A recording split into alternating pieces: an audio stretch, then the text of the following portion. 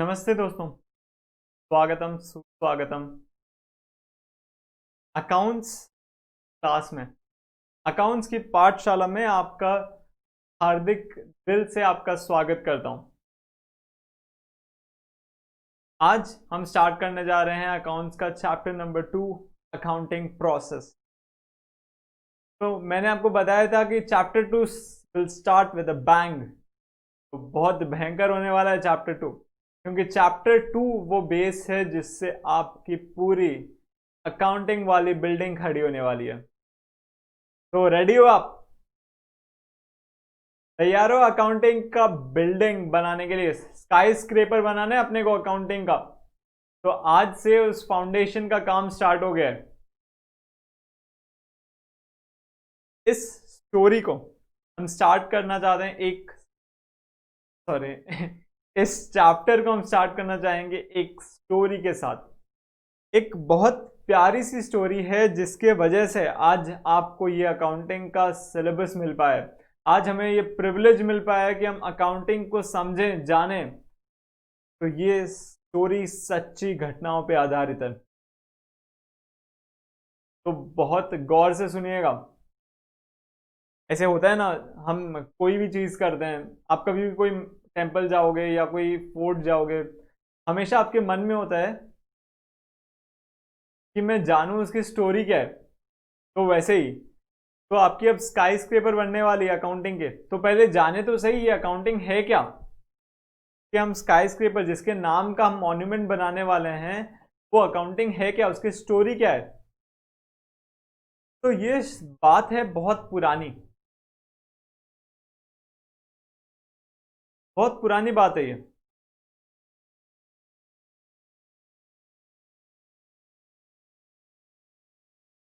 समय था, पुरानी बात है और स्टोरी है इटली की।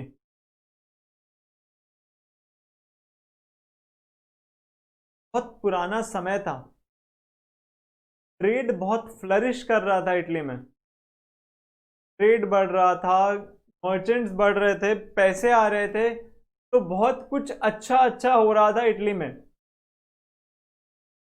लेकिन प्रॉब्लम एक थी सबके मुंह पे, सबको एक प्रॉब्लम रोज दिख रही थी। सब खुश तो थे, लेकिन अंदर ही अंदर कुछ बात उन्हें खाई जा रही थी। तो प्रॉब्लम ये थी, बहुत सारे प्रॉब्लम्स है। पहले प्रॉब्लम थी मेरे प्रॉफिट्स हैं या लॉस, कैसे ऑपरेट कर रहा हूं मैं।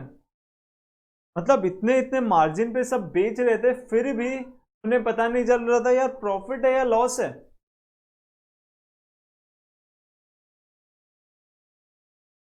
हाउ मच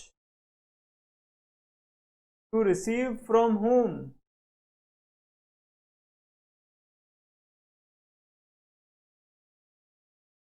किससे कितने पैसे पाने हैं। थर्ड था हाउ मच टू पे,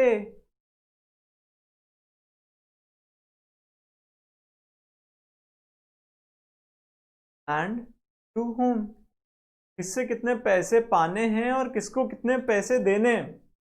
तो बड़ी प्रॉब्लम चल रही थी वहां पे। तो ये दिक्कत सारे मर्चेंट खाई जा रही थी। अकॉर्डिंगली मर्चेंट्स पूरे इटली को फ्लरिश कर रहे थे, तो सबके मन में ये प्रॉब्लम चल रही थी। तो एक बंदा था,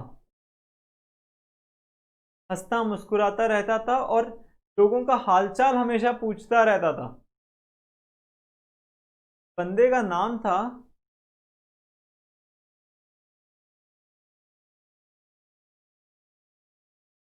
ल्यूका पखियोली। रहता था एक पेंटर के साथ, लियोनार्डो डा विंची के साथ रहता था, और खूब मस्ती और गुलछरे उड़ाता था और दिन रात सिर्फ काम करता था। इस बंदे को पता चला कि मैं लोगों को खुश देखना चाहता हूं, लेकिन एक बात उन्हें सबको सता रही है कि यार ये अकाउंटिंग वाली इशू सबको सता रही है। ये क्या हो रहा है, किससे कितना पैसा पाना है, कितना इसको कितने पैसे देने हैं। तो उसने बोला यार मैथ्स के पास इसका जवाब नहीं है तो कैसे चलेगा, मैथ्स पूरी दुनिया है, तो मैथ्स कैसे यहाँ पे यूज कर सकता हूँ। उस बंदे ने दिन रात सोचा, मैथ्स, स्टैटिस्टिक्स, ये सब चीजों को यहाँ पे कैसे यूज कर सकता हूँ।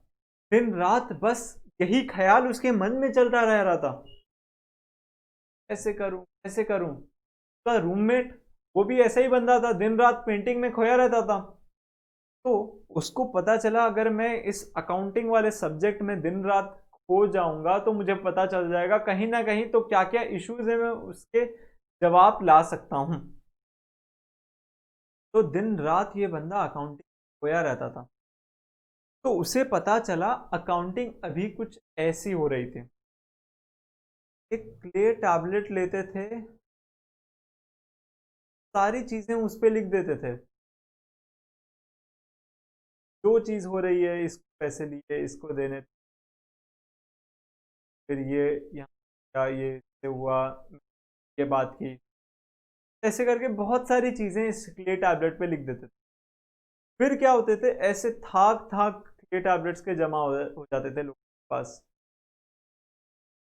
एकदम टावर्स बन जाते थे, इतने बड़े बड़े रूम सब फिल हो जाते थे,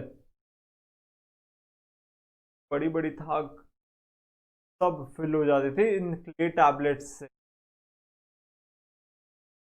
तो इस बंदे ने सोचा कि ऐसा क्या हो रहा है, लोगों के पास ये क्ले टैबलेट भी है, तो अब लोग तो इससे चेक करके निकाल सकते हैं किससे कितने पैसे पाने हैं, कितने लेने हैं, क्या प्रॉफिट है क्या लॉस है, फिर क्यों नहीं हो पा रहा है। तो एक चीज से पता चली, बहुत ट्रांजैक्शन ट्रांजैक्शन हर जो इंपोर्ट एक्सपोर्ट कर रहे थे और लोगों को बाहर भेज रहे थे, तो वहां पे बहुत सारे ट्रांजैक्शंस थे। सेकंड पॉइंट क्या है, कंसोलिडेट करने का कोई भी इक्वल मेथड नहीं था, कोई कैसे भी करना चाहे वो कर देता था। किसी को सेल किया तो कोई बोल रहा है कि पूरा का पूरा सेल फिगर मेरा है, किसी ने चुरा के लाया, कुछ कुछ भी कर रहे थे लोग। किसी ने बोला कि परचेज, मैंने तो तेरे से परचेज ही नहीं किया, तूने मुझे बोला था फ्री में ले जा गुड्स, या आपने बोला था कि कहीं भी सस्ते में मिलेगा तो पूरे पैसे मिल जाएंगे आपको, ऐसे कुछ भी चल रहा था। कोई कुछ भी बोल रहा था और कोई कैसे भी करके अकाउंटिंग कर लेता था। तो कोई स्टैंडर्डाइज फॉर्मेट नहीं था, स्टैंडर्ड फॉर्म। तो जब वो इस गहराई में गया, से पता चला कि यार बहुत कॉम्प्लिकेसीज हैं, कुछ तो करना पड़ेगा। मैं अपना पूरा रिसर्च विसर्च किया, से पता चला, ने इतना रिसर्च किया कि उस पे एक किताब लिख डाली।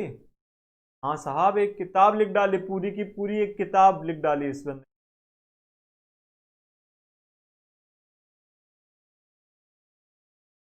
वो किताब थी स्टैटिस्टिक्स के ऊपर, लेकिन उसमें इन सब चीजों का भी बहुत जिक्र हुआ था।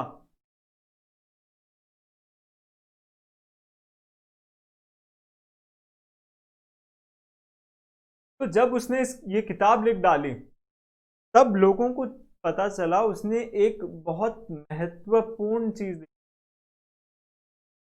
एक बहुत ही महत्वपूर्ण चीज उसने लिखी थी, और वो चीज डबल पे book keeping, double entry book keeping. तो इस बंदे ने जब ये महत्वपूर्ण चीज निकाली, डबल एंट्री बुक कीपिंग, तो साहब क्या तहलका मचा दिया इस कॉन्सेप्ट ने। इस कॉन्सेप्ट के भरोसे लोगों के जो सारे अकाउंटिंग प्रॉब्लम से सब सॉल्व हो गए, और ये कॉन्सेप्ट था डबल एंट्री, जो आज तक वैलिड होल्ड कर रहा है। इस कॉन्सेप्ट में आप कितने भी ट्रांजैक्शंस पुट अप करो, कैसे भी अकाउंटिंग करो, सारे क्वेश्चंस का जवाब इस डबल एंट्री बुक की है। समझे। तो ये थी शुरुआत अकाउंटिंग की, एक रिवॉल्यूशन की। ऐसा रिवॉल्यूशन जो आज तक कोई नहीं तोड़ पाया, और हमें ये जानने की जरूरत है कि ऐसा उसने क्या रूल्स बता दिए साहब कि इतना इंपॉर्टेंट हो गया ये डबल एंट्री बुक कीपिंग। तो इसीलिए आज हम इकट्ठा हुए हैं डबल एंट्री बुक कीपिंग के बारे में जानने के लिए, इस महान इन्वेंशन को समझने के लिए कि ऐसा उन्होंने क्या तोड़ निकाल दिया साहब कि हम सारी चीजें समझ सकते हैं, कि अकाउंटिंग का पूरा वेशभूषा ही बदल दिया इस बंदे ने। तो ये गाथा है ल्यूका पकियोली की, इन्हें बोला जाता है फादर ऑफ अकाउंटिंग। इनका फेस आप देखना चाहेंगे क्या, कितने हैंडसम दिख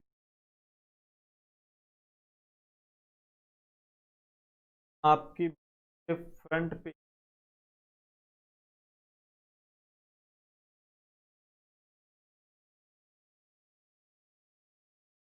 आपकी बुक की फ्रंट पेज में है ये, ठीक है। आपको वेट करना पड़ेगा, नीचे चलते हैं। ये था इटली का दौर,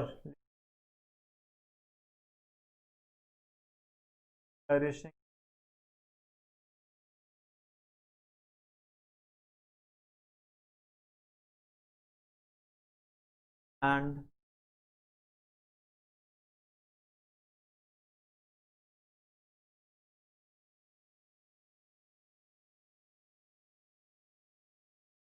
ओल्ड अकाउंटिंग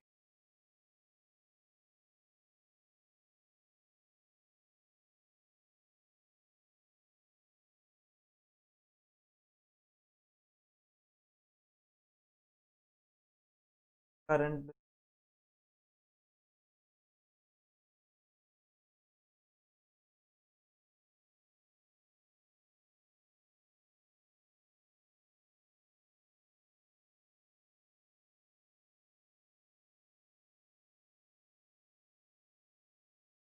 तब उन्होंने साहब, ये हैं ल्यूका पकियोली,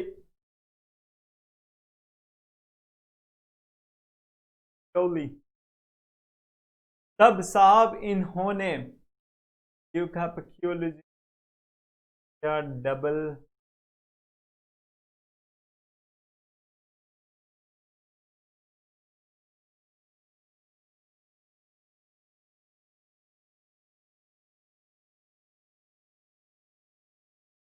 तो कैसी लगी आपको ये स्टोरी, अकाउंटिंग की हिस्ट्री। और भी और इंटरेस्टिंग इंटरेस्टिंग आपको बताते रहेंगे। आपको और एक चीज पता चली स्टोरी से, ल्यूका पकियोली जी लियोनार्डो डा विंची के साथ रहते थे, वो भी बहुत इंपॉर्टेंट चीज है। दो मास्टरमाइंड्स एक साथ, क्या तहलका मचा है। और जिस बुक के कुछ पोर्शन में उन्होंने डबल एंट्री बुक कीपिंग के बारे में लिखा था, वो बुक का जो कवर पेज है, वो कवर पेज आपको पता है किसने डिजाइन किया? क्या? None other than Leonardo da Vinci. उन्होंने डिजाइन किया था उनका कवर पेज। तो सोचिए क्या महान बुक होगी वो। कवर पेज डिजाइन कर रहे हैं लियोनार्डो डा विंची, और अंदर लिखा हुआ डबल एंट्री बुक कीपिंग का रहस्य। ये रहस्य जिसने पूरे वर्ल्ड में अकाउंटिंग सिस्टम को हिला डाला, चेंज कर डाला। तो आज आप एक कोई बोरिंग कॉन्सेप्ट नहीं पढ़ रहे हैं, आप आज जो पढ़ने जा रहे हैं साहब, वो रिवोल्यूशन लाया है, इस चीज ने रिवोल्यूशन लाया है। तो आप आज एक रिवोल्यूशन पढ़ने जा रहे हैं, तो अपने स्पिरिट सही रखिए। जानते हैं आज ये क्या रिवोल्यूशन कैसे लाया गया और कैसे हम इस रिवोल्यूशन के बारे में समझ चाहते हैं, ठीक है। तो चलिए चलते हैं आगे।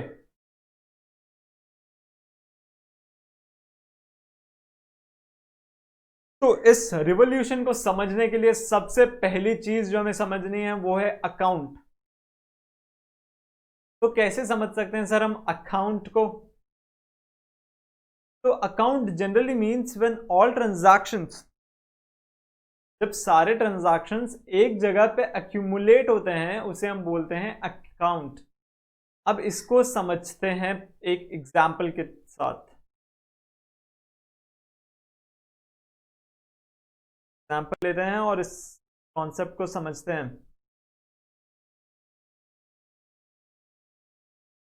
कंप्यूटर मास्टर जी भी एक्साइटेड हो गए।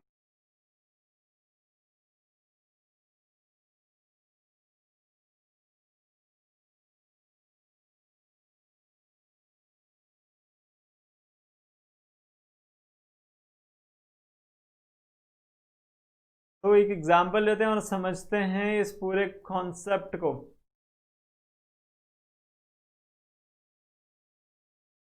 तो ये अकाउंट है क्या?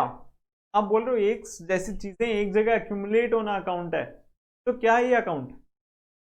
तो अब पहला चीज जो हम करने वाले हैं, आपको बड़ा सोचना है।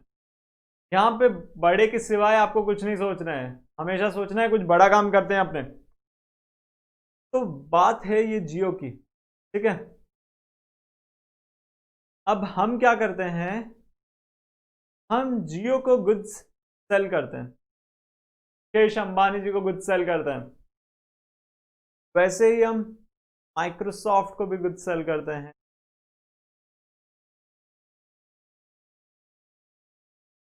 आईबीएम को सेल करते हैं, एचसीएल को सेल करते हैं, इंफोसिस को सेल करते हैं, ठीक है। तो ये सारी चीजें हम सेल कर रहे हैं ये सब लोगों को। अब बात आता है कि सर ये अकाउंट आप समझा रहे थे और ये सब क्या बड़े बड़े ख्वाब हमें दिखाने लग गए। तो सुनिए तो सही, आप आराम से सुनिए बस। तो अब यहां पे क्या हुआ, आपने आज समझ लीजिए डेट है 10 जून। आपने क्या किया, आज जियो को गुड्स भेजे, माइक्रोसॉफ्ट को गुड्स भेजे, आईबीएम को गुड्स भेजा, सबको, इन सबको गुड्स भेजे आपने जियो को। तो अब आप क्या करोगे, अकाउंट होता है जब आप एक जगह में, आपने जब जियो के नाम का खाता लिख दिया, तो आप जब ग्रोसरी शॉप में जाते हो, लोकल ग्रोसरी शॉप में जाते हो, लोकल ग्रोसरी शॉप में जाते हो, जब आप उन्हें क्रेडिट में लाते हो, क्रेडिट से लाते हो गुड्स, आप उन्हें क्या बोलते हो कि मेरे खाते में लिख लेना। मेरे खाते में मतलब मेरे नाम का जो अकाउंट है, जहां पे मतलब आप अब कभी भी चेक करोगे तो मेरे नाम के जो सारे ट्रांजैक्शंस हुए थे वो आपको वहां पे दिख जाएंगे, तो उसे अकाउंट बोलते हैं। तो अब आप क्या करोगे, आपने जब जियो को गुड्स बेचा, तो आप ये सारी जो सेल है वो जियो के नाम पे लिखोगे ना, कि मैंने जियो को इतने सेल किए, आज इतना सेल किया, आज इतना सेल किया, टोटल इतना सेल किया, है ना। ऐसे ही आप माइक्रोसॉफ्ट का करोगे कि मैंने माइक्रोसॉफ्ट को आज इतना सेल किया, इतना सेल किया, इतना सेल किया, माइनस पेमेंट इतना मिल गया, इतना पेमेंट मिल गया, ये टोटल पेमेंट, ये टोटल सेल्स। तो जब transactions of a particular nature, जैसे यहां पे जियो के सिर्फ ट्रांजैक्शंस आपने एक जगह पे रिकॉर्ड कर लिए, माइक्रोसॉफ्ट के एक ट्रांजैक्शंस आपने माइक्रोसॉफ्ट के खाते में रिकॉर्ड किए हैं, तो जो रिप्रेजेंट कर रहा है इसे हम बोलते हैं अकाउंट। जियो का अकाउंट, माइक्रोसॉफ्ट का अकाउंट, कैश अकाउंट। तो जो सारे कैश ट्रांजैक्शंस होंगे आप कैश के नाम से सारी चीजें रिकॉर्ड करोगे। किसी को कैश दिया तो आप बोलोगे ये कैश गया मेरे हाथ से, कैश आया तो कैश अकाउंट रिसीव हुआ। तो इस टर्म को हम बोलते हैं अकाउंट, ठीक है।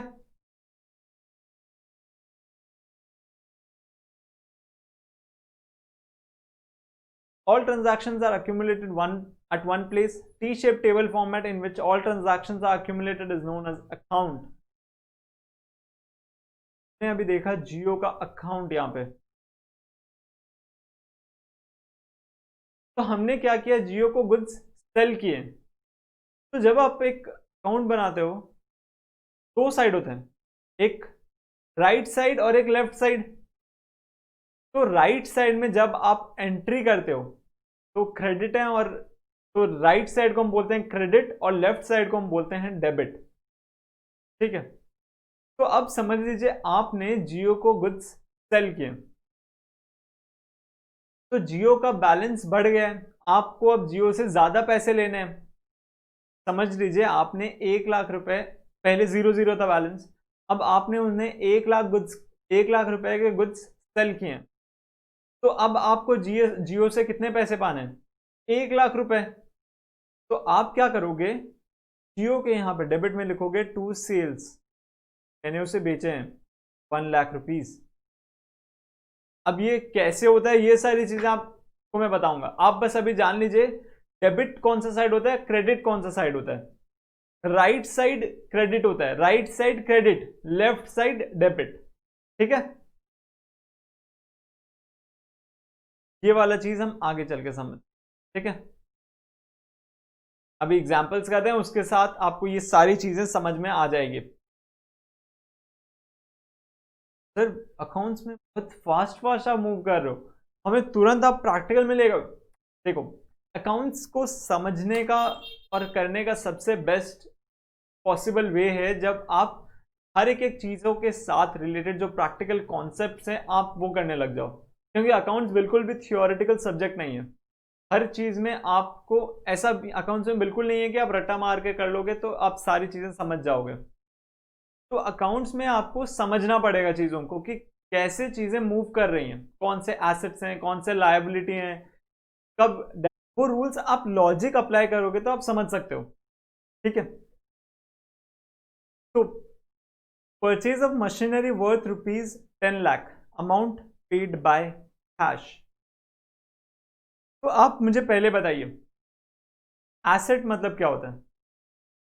कोई ऐसी चीज जिससे मुझे फ्यूचर में बेनिफिट मिलने वाला है, तो मैं उसे एसेट बोलता हूं।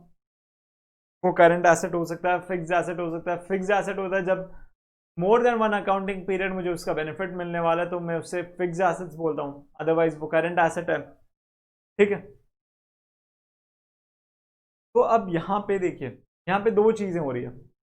यहां पे आप ऐसे लिख लीजिएगा, यहां पे देखिए एक मशीनरी है और कैश। अब यहां पे क्या हुआ है, मैंने मशीनरी परचेज की, तो मशीनरी इंक्रीज हुई, मशीनरी अकाउंट बढ़ेगा और कैश अकाउंट डिक्रीज होगा, क्योंकि मेरे हाथ से कैश गया है। तो मैंने जब दुकानदार से मशीन खरीदी, मेरे पास मशीन आ गई, मशीन इंक्रीज हो गई मेरे पास, लेकिन कैश चले गए ना, तो कैश डिक्रीज हो गया, ठीक है। तो यहां पे जो डबल एंट्री वाला मैं आपको रिवोल्यूशन बोल रहा था, अभी आपको बहुत सिंपल लग रहा होगा, लेकिन उस समय लोगों को ये चीज आ रही थी।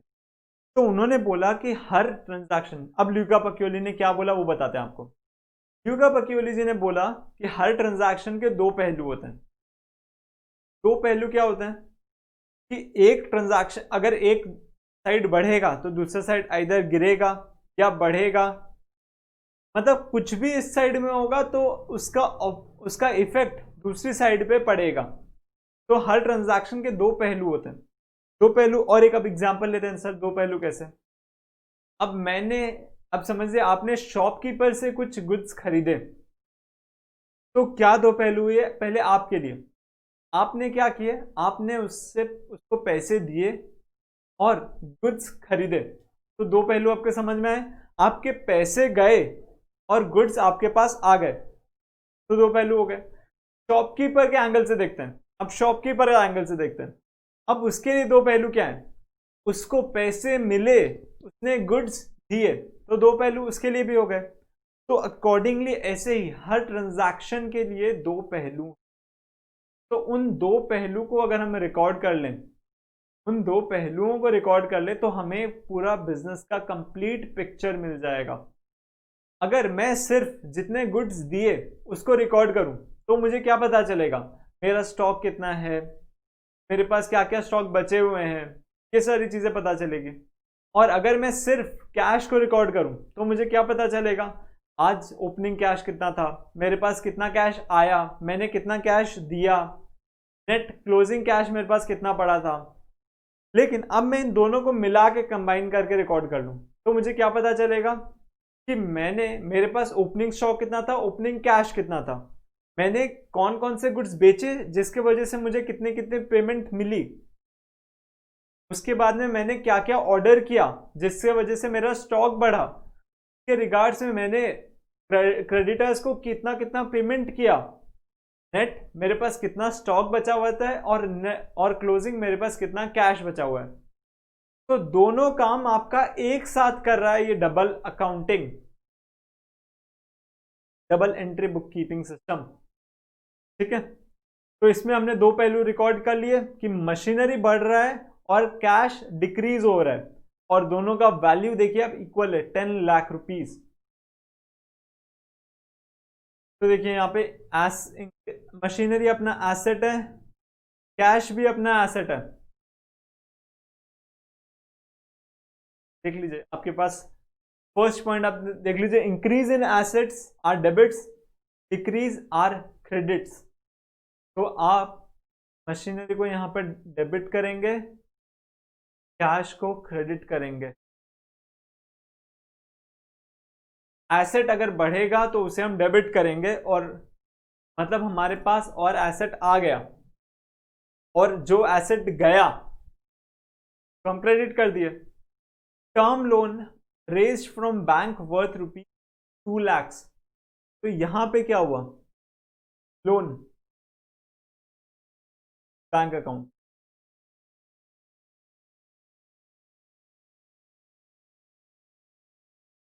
लायबिलिटी मतलब क्या होता है बताइए मुझे।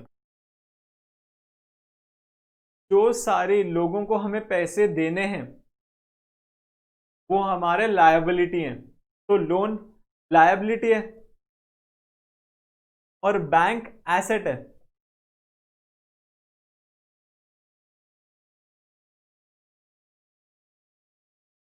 अब क्या हुआ इस केस में, हमने लोन रेज किया तो लोन लोन हमारा बढ़ गया, लायबिलिटी बढ़ गई हमारी, तो अब हमको बैंक को ज्यादा पैसे देने हैं। समझ लीजिए पहले हमारा लोन 0 था, अब जब हमने 2 लाख का लोन लिया, अब हमें बैंक को 2 लाख रुपए देने हैं, तो हमारे लायबिलिटी बढ़ गई।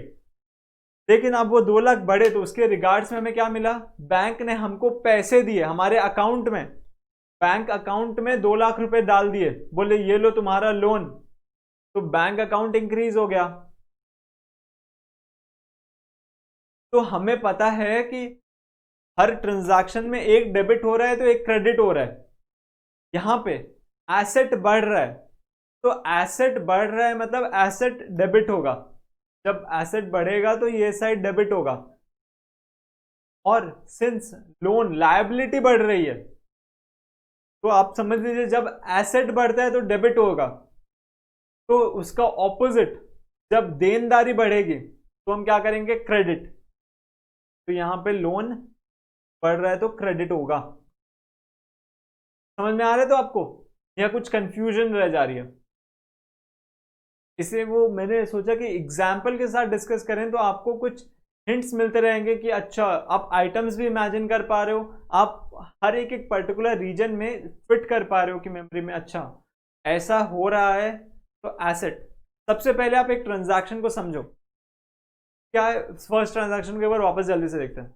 मैंने मशीनरी खरीदी 10 लाख रुपए की और मैंने उसके बदले कैश दे दिया, तो इसमें दो अकाउंट, एक अकाउंट एक में मेरे पास कुछ आया है, एक में मेरे पास कुछ गया है। तो क्या हुआ है, मशीनरी मैंने खरीदी तो मशीनरी मेरे पास आया है और कैश गया, तो दो पहलू हैं, डेबिट है क्रेडिट है। अब किसे डेबिट करूं किसे क्रेडिट करूं, एसेट बढ़ेगा, एसेट बढ़ेगा तो उसे डेबिट कर दीजिए। मशीनरी बढ़ रहा है तो मशीनरी को मैंने डेबिट कर दिया उसका। अब जो एसेट बढ़े, एसेट कम होगा तो क्रेडिट करना है, तो मैंने कैश को क्रेडिट कर दिया। सेकंड पॉइंट क्या है, मैंने टर्म लोन रेज किया बैंक से 2 लाख रुपयों का, तो लायबिलिटी है लोन और एसेट बढ़ रहा है मेरा बैंक अकाउंट, तो हमें पता है एसेट बढ़ेगा तो डेबिट करना है, तो हमने बैंक को डेबिट कर दिया। अब लोन लायबिलिटी है हमारे लिए, हमें उसे चुकाना है, तो एसेट बढ़ना मतलब डेबिट, तो उसका ऑपोजिट क्या होता है, लायबिलिटी बढ़ना मतलब क्रेडिट, तो हमने लोन को क्रेडिट कर दिया। अब थर्ड पॉइंट आपके हिसाब से करेंगे, आपको इसी तरह से सोचना है, बताना है मुझे। तो दो अकाउंट है, क्रेडिटर्स के और एक कैश अकाउंट। तो मैं बस इतना बता देता हूं, दो अकाउंट है यहाँ पे, क्रेडिटर और एक कैश। आपको बताना है एसेट कौन सा है, लायबिलिटी कौन सा है। एसेट लायबिलिटी के लिए सबसे इजी चीज आप सोच सकते हो, जिससे मुझे बेनिफिट मिलने वाला है वो मेरे लिए एसेट है, जिसको मुझे देना है पैसे या कुछ बेनिफिट उन्हें देना है, वो मेरे लिए लायबिलिटी है। तो क्रेडिटर क्या है आपके लिए, एसेट या लायबिलिटी? आपने जिन लोगों से क्रेडिट में गुड्स खरीदे हैं वो आपके लिए एसेट है या लायबिलिटी है? लायबिलिटी है, आपको उन्हें कुछ पैसे देने हैं, तो यहां पे आप लिख लीजिए लायबिलिटी। कैश, आपको जब क्रेडिटर्स को आप पैसे दोगे तो आप दोगे ना उन्हें, तो आपकी लायबिलिटी, कैश आपका एसेट है, ठीक है, कैश आपका एसेट है। लेकिन अब यहां पे हो गया रहा है, आपको कैश देना पड़ेगा, कैश देना पड़ेगा। इंक्रीज इन एसेट्स मतलब डेबिट होता है, तो डिक्रीज इन एसेट्स मतलब क्रेडिट, कैश डिक्रीज होगा आपका, तो आप यहां पे क्रेडिट। अब क्रेडिट का ऑपोजिट डेबिट होगा यहाँ पे, वो तो आपको ऑफ कोर्स पता चल गया है। अब क्रेडिटर, क्रेडिटर का बैलेंस कम हो जाएगा, decrease. Owners capital worth ₹20,000 brought into business. तो आप सबसे पहले मुझे बताइए, आपको वो पता है, वो कॉन्सेप्ट याद आ रहा है, बिजनेस कॉन्सेप्ट, कि बिजनेस और ओनर दोनों अलग अलग इंसान है। वो कॉन्सेप्ट आपको याद आ रहा है? कुछ हल्का हल्का सा याद आ रहा है? हाँ सर, हल्का हल्का सा कुछ दिमाग में आ तो रहा है। हाँ, तो बिजनेस अलग है, बस उतना ही, उतना ही, उसी जो आपको हल्का हल्का सा भी याद आ रहा है उतना ही काफी है। बिजनेस अलग है और जो ओनर है वो अलग आदमी है। तो अब उन बिजनेस को यहां पे मैं बना रहा हूं, ओनर अलग आदमी है, बिजनेस अलग आदमी है। तो ओनर ने बिजनेस में कुछ पैसे लगाए ताकि मैं बिजनेस कर सकूं। तो अब बिजनेस को ओनर, मतलब बिजनेस अब ओनर को वापस पैसे चुकाएगा भी तो ये लायबिलिटी है बिजनेस के लिए। हम अकाउंटिंग बिजनेस के लिए करते हैं, हमेशा ये याद रखिएगा कि हम अकाउंटिंग बिजनेस के लिए कर रहे हैं। और बिजनेस भाई किसी का नहीं होता है, ना ओनर का ना एम्प्लॉय का, किसी का भी नहीं होता है। तो जिन जिन लोगों से बिजनेस को पाना है वो उसके लिए एसेट है, जिन जिन लोगों को पैसे देने हैं वो उसकी लायबिलिटी है। तो यहां पे ओनर्स कैपिटल, दो अकाउंट यहां पे यूज हो रहे हैं, ओनर्स कैपिटल और एक 20,000 रुपए वो लेके आया, या तो कैश या बैंक। तो यहां पे क्या हो रहा है, कैपिटल, वो 20,000 रुपए लेके आया, तो अब उसे बिजनेस से और 20,000 एक्स्ट्रा मिलेंगे, तो ओनर्स कैपिटल बढ़ेगा, इंक्रीज होगा, ये लायबिलिटी। कैश, सिंस बिजनेस के पास अब कैश बढ़ जाएगा क्योंकि ये ज्यादा पैसे लेके आया है, तो ये डेबिट होगा।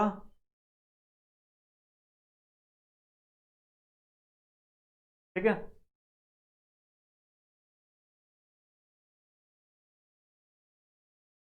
अब और भी कुछ एग्जांपल्स है, वो अब आपको करने हैं, साथ साथ में करना है।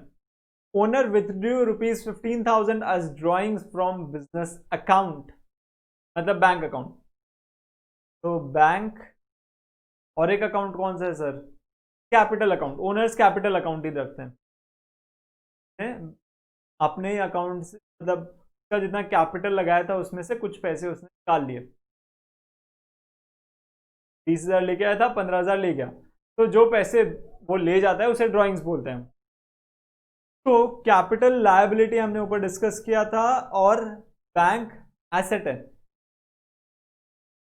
बैंक क्या हो रहा है, डिक्रीज हो रहा है, कैपिटल कैपिटल भी डिक्रीज हो रहा है। तो जब एसेट बढ़ेगा तब डेबिट करेंगे, एसेट कम होगा तब उसे क्रेडिट करेंगे, और इसे ऑपोजिट एंट्री डेबिट करेंगे।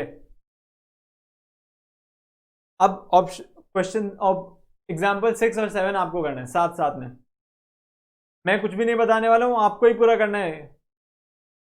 देखते हैं आप कितना समझे हो यहाँ पे। Salary paid to staff worth ₹10,000 in cash. दो अकाउंट पहले बताइए कौन कौन से अकाउंट यहाँ पे यूजर है। सबसे पहला अकाउंट जो यूजर है वो तो कैश, मैं आपको बता देता हूं। और एक अकाउंट कौन सा यूजर है सर? सैलरी अकाउंट, ठीक है, salary account.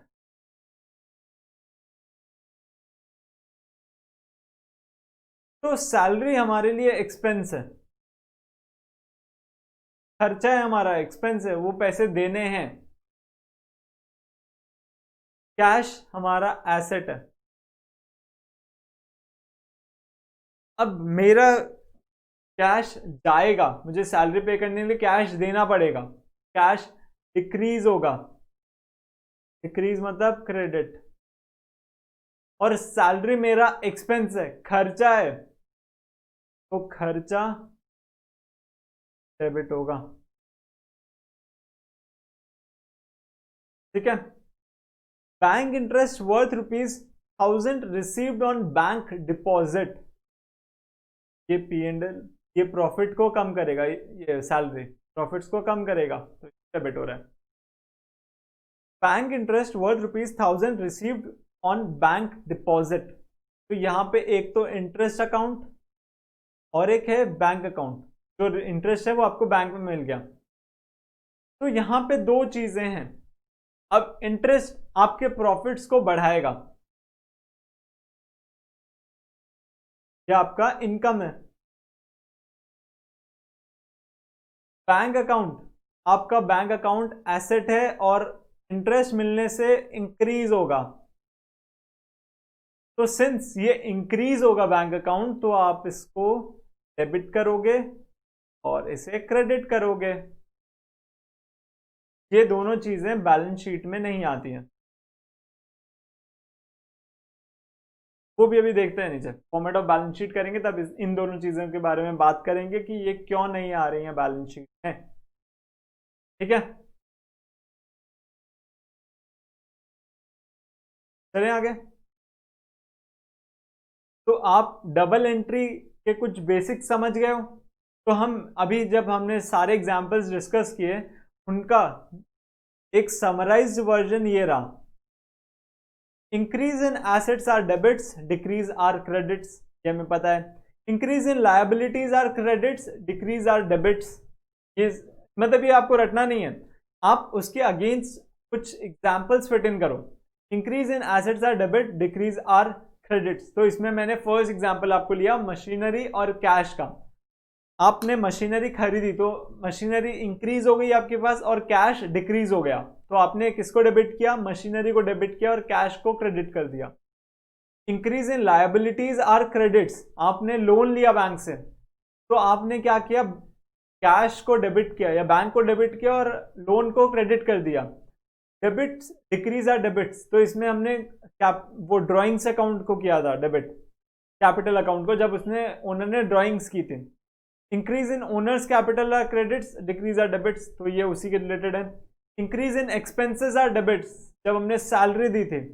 Decrease are credits, तो इनडायरेक्टली वो इनकम हो गई। या फिर जब सैलरी रीइंबर्स कर देता है कोई, आपने समझ लिया उसे 10,000 दी थी, अब वो बोलता है नहीं नहीं मेरी दरमाहा तो सिर्फ 8,000 ही लूंगा मैं, तो 2,000 आपके कम हो जाएंगे खर्चे में। ठीक है, तो इसके अगेंस्ट आप एग्जाम्पल्स फिट इन कर लो, इसलिए मैंने यहाँ पे नीचे एग्जाम्पल्स दिए ताकि ये सारे कॉन्सेप्ट आप देख सको कि कैसे इजीली फॉलो हो सक रहे हैं एग्जाम्पल्स के तौर पे। तो अब हम करने वाले हैं बैलेंस शीट का फॉर्मेट। आप ब्रैकेट में लिख लीजिए टी फॉर्मेट, टी फॉर्मेट की बैलेंस शीट साथ साथ ड्रॉ कर लीजिए।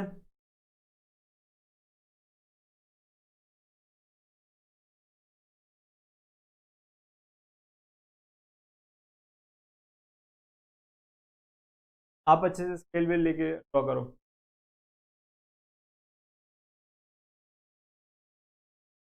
मैं ड्राइंग, आप क्या एक्सपेक्ट कर रहे हो मेरे से कि मैं अच्छी ड्राइंग करूंगा? यहाँ पे लिखिए लायबिलिटीज, पूरी स्पेलिंग लिखिएगा।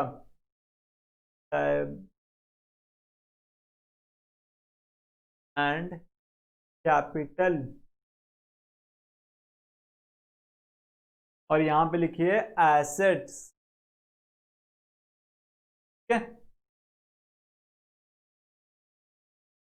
ये फॉर्मेट है, लायबिलिटीज एंड कैपिटल, और यहाँ पे आपने लिख दिया एसेट्स। तो यहाँ पे क्या क्या चीजें आ रही है? कैपिटल, फिर नॉन, यहाँ पे लिखिए नॉन करेंट लायबिलिटीज, अंडरलाइन कीजिए, यहाँ पे लिखिए टर्म लोन, फिर करंट लायबिलिटीज, यहाँ पे लिखिए करंट लायबिलिटीज के अंडर क्रेडिटर्स,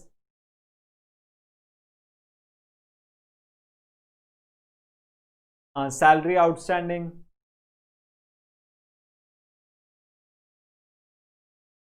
बैंक सी या ओब्लिक ओवरड्राफ्ट। ठीक है, अब एसेट्स में आ जाइए, यहाँ पे लिखिए फिक्स्ड एसेट्स, उसको अंडरलाइन कीजिए, के अंडर लिख लीजिए मशीनरी, प्लांट, तो वैसे नीचे नीचे लिखिए मशीनरी, प्लांट,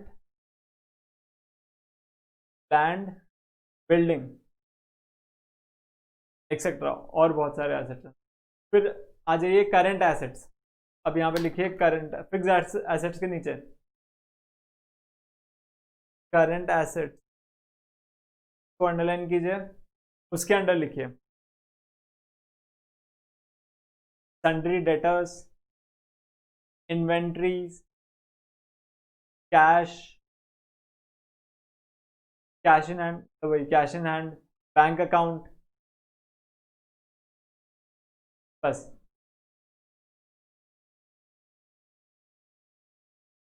तो अब सर ये बैलेंस शीट है क्या? तो भैया उसके नाम में ये सारी चीज छुपी हुई है।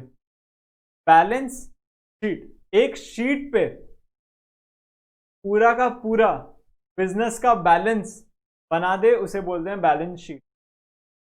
तो बैलेंस शीट बताती है आपका फाइनेंशियल पोजीशन क्या है, आपको कहां कहां से बेनिफिट मिलने वाला है, जो एसेट साइड है, आपको कहां कहां से बेनिफिट मिलने वाला है, और कहां कहां आपको पेमेंट करनी है, या कहां कहां आपको और बेनिफिट लोगों को देना है, वो आपका लायबिलिटी साइड है। तो बैलेंस शीट एक पोजिशनल शीट है, और balance sheet is prepared on a particular date, एक पर्टिकुलर डेट की बनती है बैलेंस शीट, कि इस तारीख को, आप यहां पे लिख लीजिए बैलेंस शीट, यहाँ पे नीचे ऐसे हाइपन करके लिख लीजिए, नहीं तो साइड में अरेंज करके लिख लीजिए, balance sheet is prepared on a particular date. ये एक पॉइंट लिखिए, फिर और एक लिखिए balance sheet is a positional statement of the business. तो पोजिशनल स्टेटमेंट है, वो रिप्रेजेंट करता है आपको कहां कहां से बेनिफिट मिलने वाला है और कहां कहां आपको बेनिफिट देने हैं। तो इस पूरे शीट को जब आप एक ही पेपर में इसे रिप्रेजेंट कर सकते हो, एक शीट पर रिप्रेजेंट कर सकते हो, जनरली हम उसे बैलेंस शीट बोलते हैं। शीट नहीं, शीट, बैलेंस शीट। ठीक है, समझ में आया बैलेंस शीट? अब हम देख रहे थे कि हमने एक्सपेंस,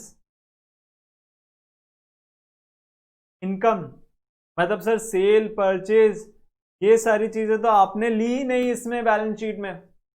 तो क्यों नहीं ली सर? तो आपको मैं बता दूं, हमने इन्वेंट्री लिया था, कितने लोगों से पैसे लेने हैं, कितने को पैसे देने हैं, ये सारी चीजें हमने लिख ली, बल्कि हमने सैलरी आउटस्टैंडिंग भी लिखा। तो सर ये एक्सपेंस इनकम को क्यों छोड़ दिया आप?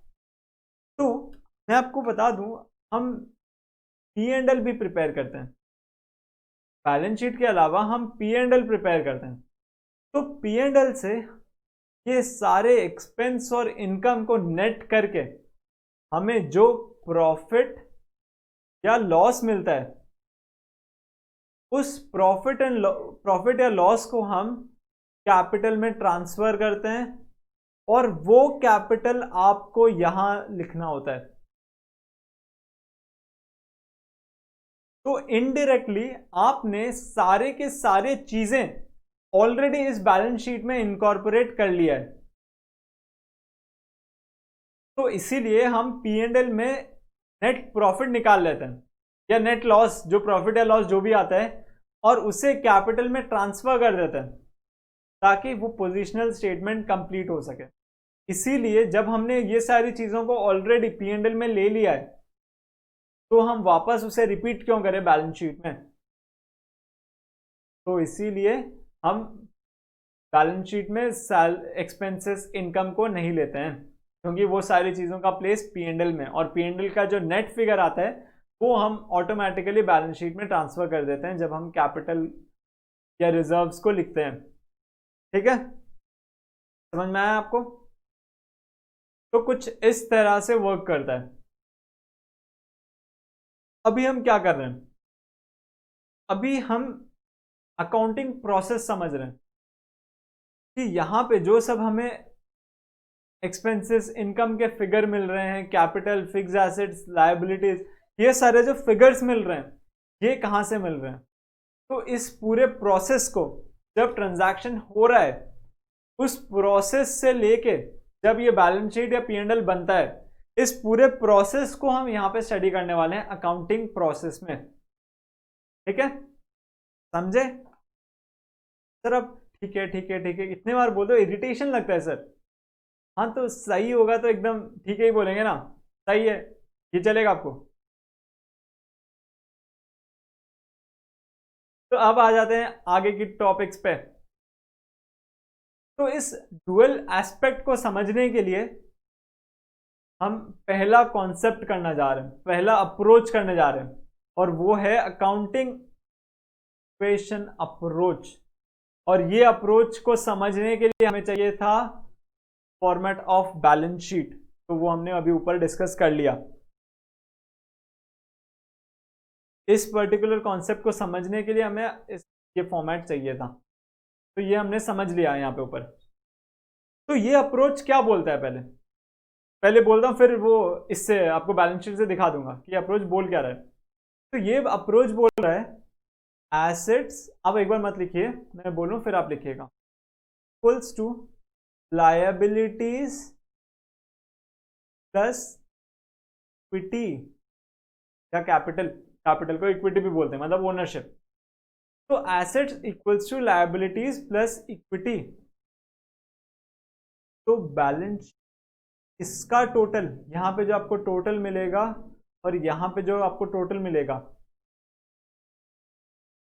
ये दोनों इक्वल होगा, तभी तो इसका नाम बैलेंस शीट है। मैंने आपको बताया दोनों साइड एकदम इक्वल हैं, एकदम इक्वल हैं, ना ऐसा ना ऐसा, दोनों इक्वल हैं, बैलेंस हो रहे हैं, पूरे फाइनेंशियल परफॉर्मेंस को बता रहे हैं। वो बोल रहे हैं कि आपको बिजनेस को जितने पैसे मिलने वाले हैं और जितना बेनिफिट देना है, दोनों इक्वल हैं। ठीक है, तो assets equals to liabilities plus equity. अब आप इसे ट्रांसपोज करोगे तो क्या होगा, एसेट्स माइनस लायबिलिटीज इक्विटी। अब इसको और ब्रेक कर सकते हैं हम, क्या कर सकते हैं, fix assets plus current assets minus liability में क्या, non current liability plus current liability equals to equity.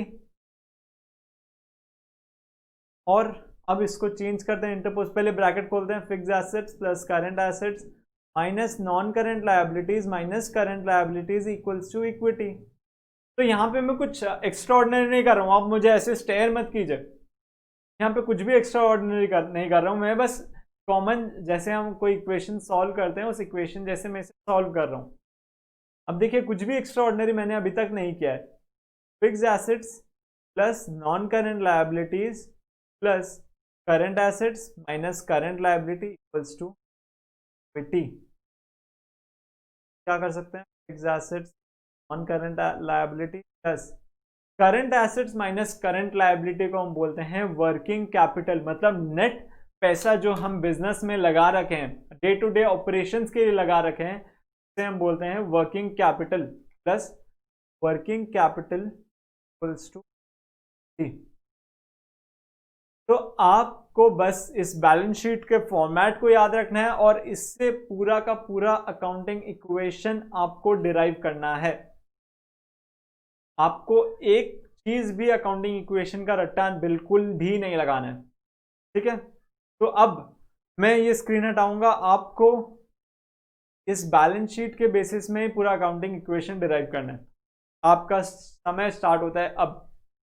आप वहां से नीचे ये बैलेंस शीट के फॉर्मेट को देख के पूरा का पूरा अकाउंटिंग इक्वेशन डिराइव कीजिए। मैं आपको बस स्टार्ट का हिंट दे देता हूं। एसेट का जो साइड है is equals to liability plus capital, ठीक है। अब आप स्टार्ट कीजिए जल्दी से।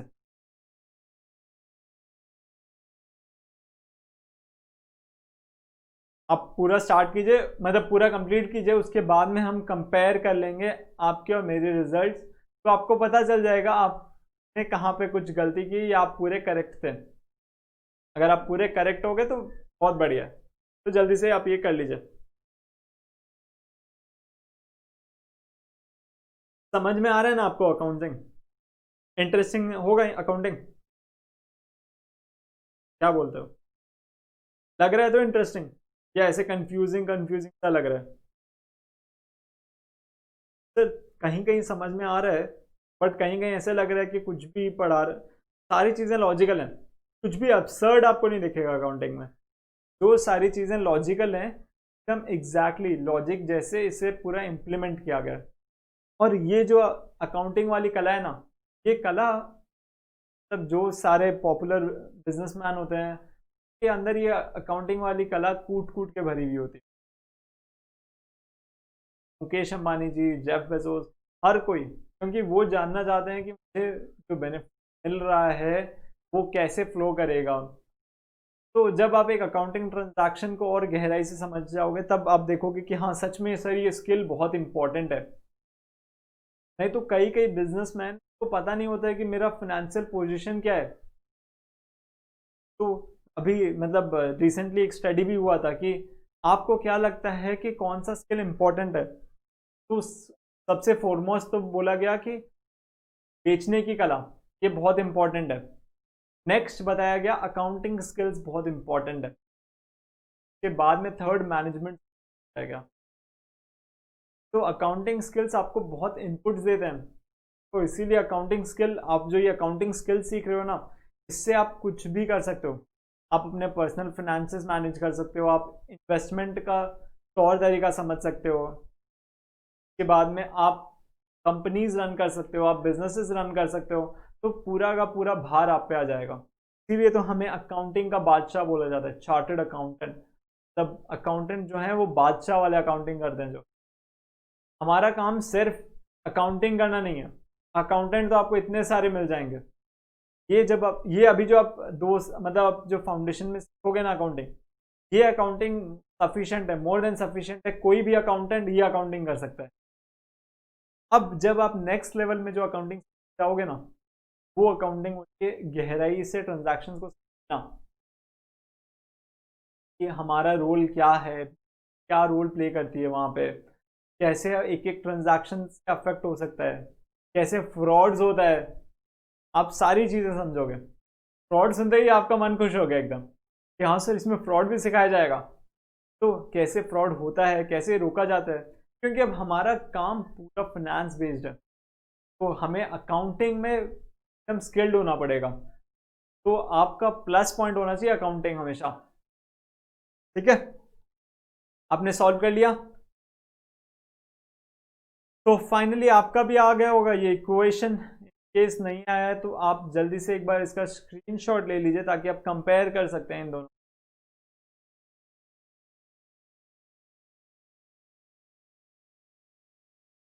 ले लिया स्क्रीनशॉट? तो प्रथम क्वेश्चन आपके सामने, तैयार है क्वेश्चन करने को एक, या कुछ समय की मोहलत चाहिए कि सर एक बार ये कॉन्सेप्ट्स को वापस रिवाइज कर लें, कॉन्सेप्ट्स को एक बार समझ लें?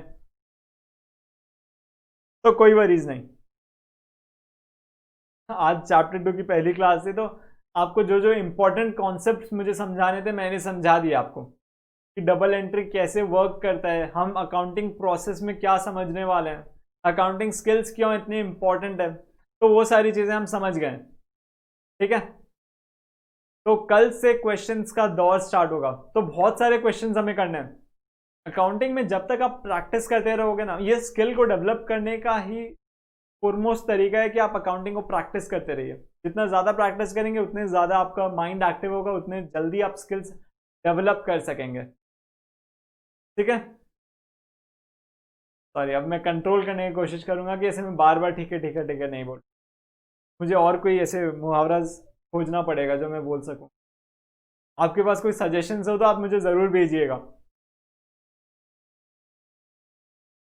तो आज की क्लास यहीं पे एंड करते हैं।